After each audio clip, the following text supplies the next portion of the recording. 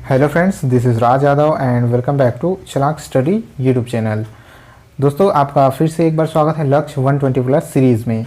ये सीरीज़ का 12वां वीडियो है। इससे पहले हम लोगों ने 11 वीडियो कर रखा है।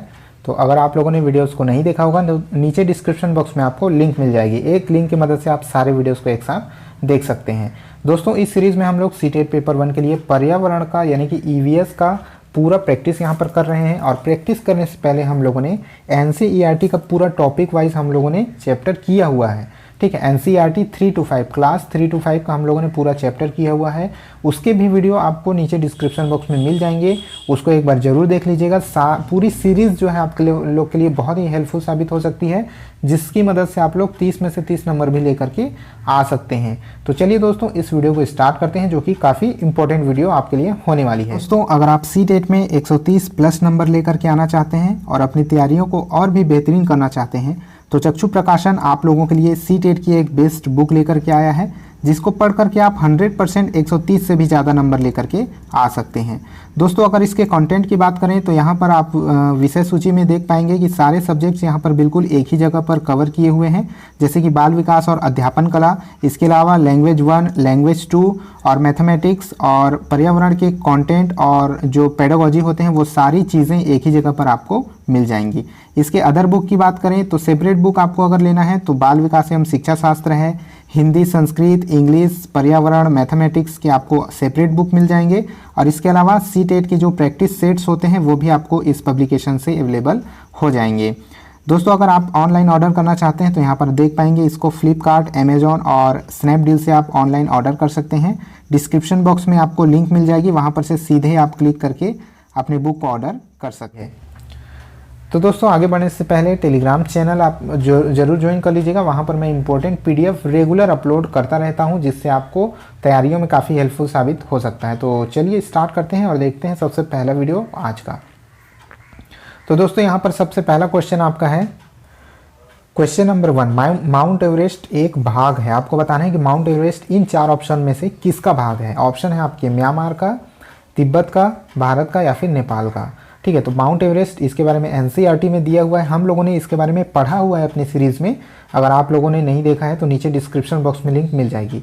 तो आप लोग जो है वीडियो को पॉज करके अपना आंसर देते चलिएगा, ताकि आप लोग को भी पता चले कि आप लोग कितने पानी में हैं। ठीक है, तो इस क्वेश्चन का जो राइट आंसर होगा दोस्तों वो हो जाएगा यहाँ पर नेपाल।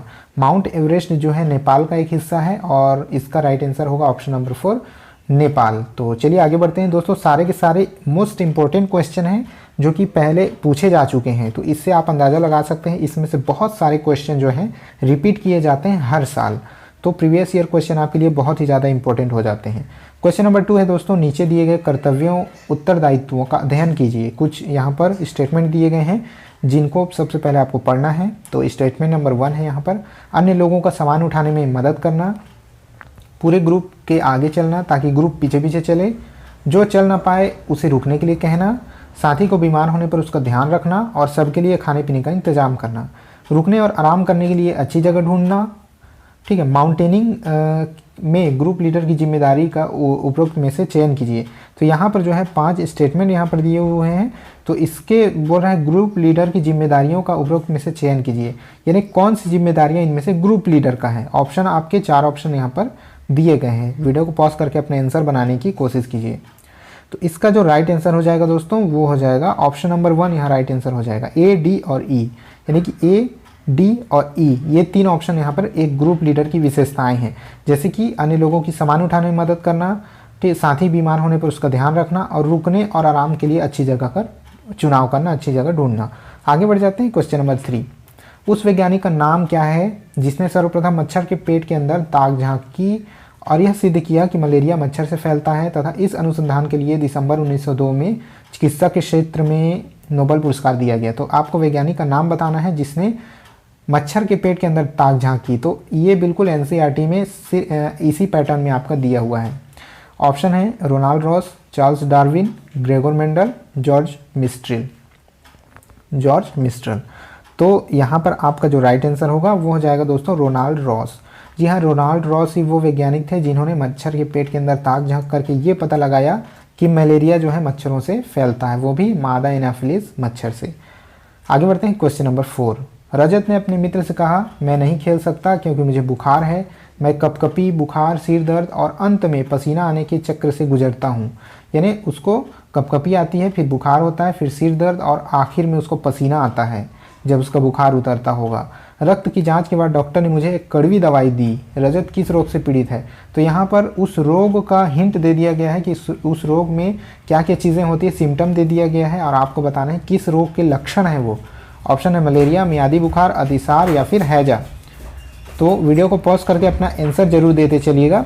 तो दोस्तों यहाँ पर जो इस क्वेश्चन का जो राइट आंसर हो जाएगा वो होगा यहाँ पर मलेरिया। ठीक है, मलेरिया, इसके बारे में एनसीईआरटी में दिया हुआ है।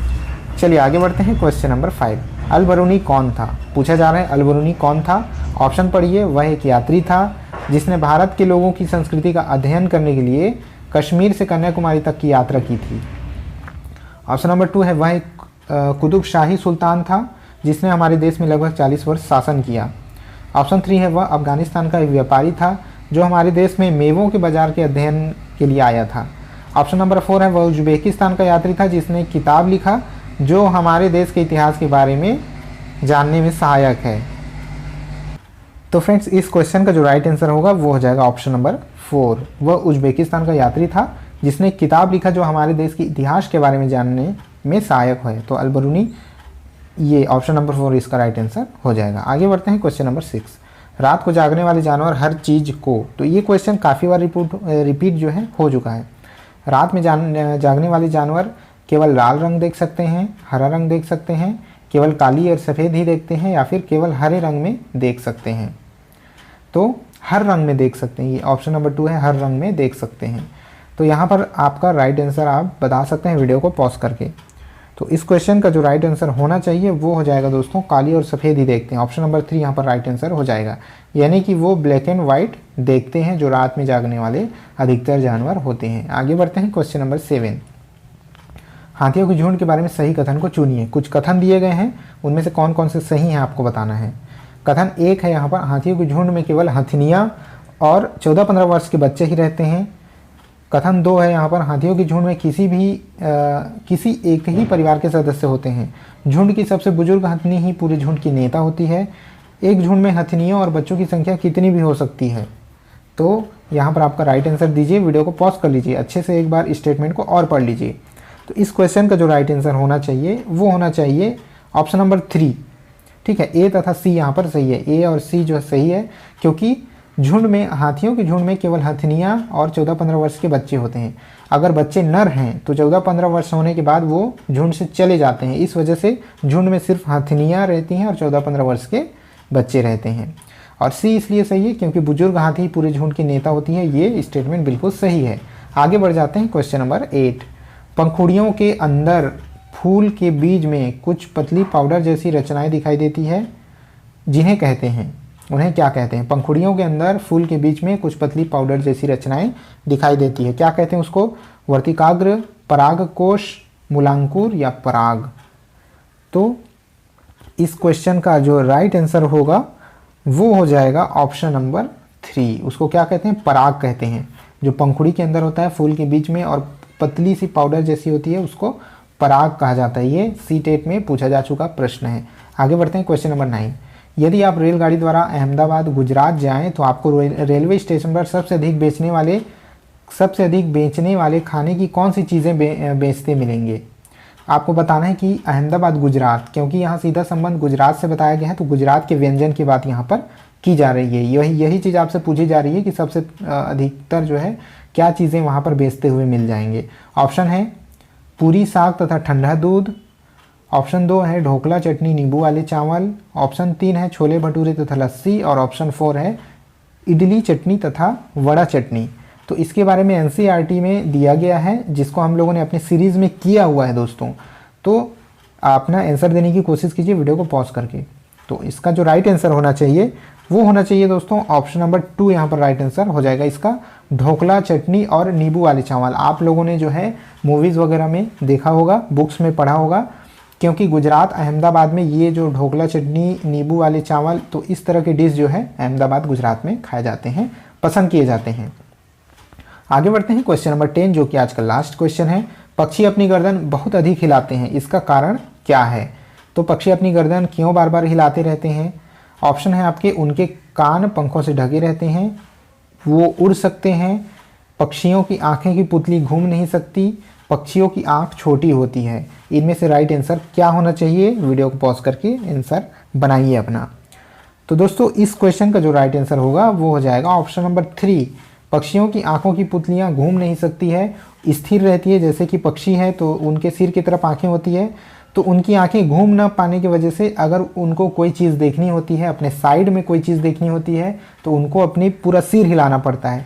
जैसे कि इंसान अपनी पुतलियों को हिला करके ही साइड में देख लेता है, बट पक्षियों को क्या है, अपना पूरा सिर घुमाना पड़ता है। जब उनको राइट में देखना होगा तो पूरा सिर राइट की ओर ले जाएंगे, और लेफ्ट में देखना होगा तो पूरा सिर लेफ्ट की ओर ले जाएंगे।